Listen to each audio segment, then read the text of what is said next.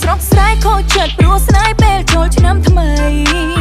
អ្នកក្រមុំស្រស់ស្រាយខូចចិត្តព្រោះស្នេហ៍ពេលចូលឆ្នាំថ្មីថាតែបានមានអ្នកកាន់ដៃសាសងសំដីបានគ្នាថាតែបានមានអ្នកកាន់ដៃសាសងសំដីបានគ្នាអូនដើរអួតប្រាប់គេថារូបបងស្មោះស្ម័គ្រពងងារអូនដើរអួតប្រាប់គេថារូបបងស្មោះស្ម័គ្រពងងារចុងក្រោយបងក៏លាគេក្រោយទូទីឲ្យមានដុល្លារជាងអូនចុងក្រោយបងក៏លាគេក្រោយទូទីឲ្យមានដុល្លារជាងអូន